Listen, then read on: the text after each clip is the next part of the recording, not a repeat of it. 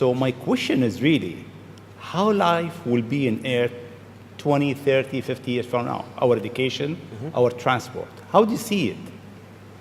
Well, I think this is one of those things that's quite difficult to predict. When you think of, say, the first controlled powered flight was 1903 with the Wright brothers.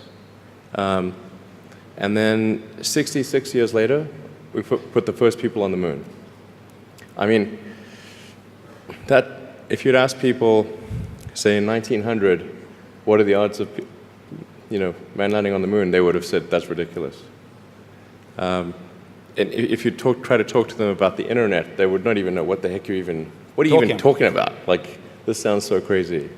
But today, with a $100 device, you can video conference with anyone in the world, on the other side of the world.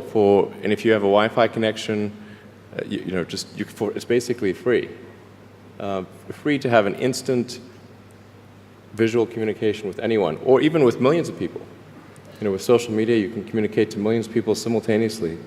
You can Google something and ask any question. It's like an oracle of wisdom that you can ask almost any question and get an instant response. It would have been incredibly difficult to predict these things in the past, even the relatively recent past.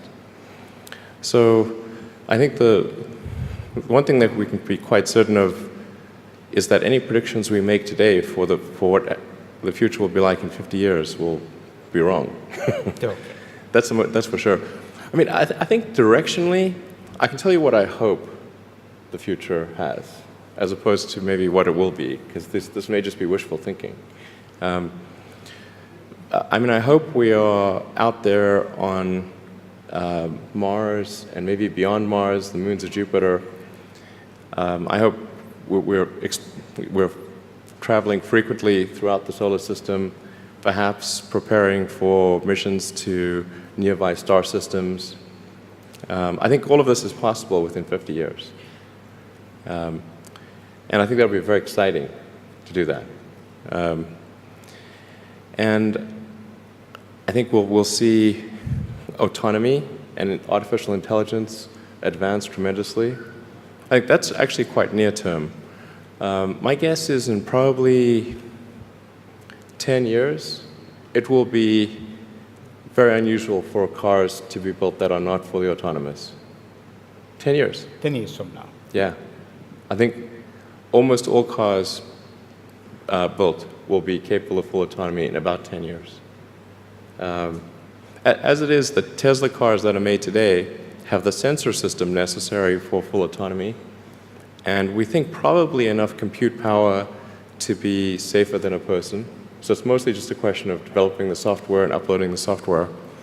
And if it turns out that that more compute power is needed, we can easily upgrade the computer. And so that's all Tesla's built since October of last year. And other manufacturers will follow and do the same thing. So getting in a car will be like getting in an elevator. You just tell it where you want to go, and it takes you there with extreme levels of safety. And that'll be normal. It'll just be normal. Like for elevators, there used to be elevator operators. You get in, there'd be a guy moving a lever. Now you just get in, you press the button, and that's taken for granted.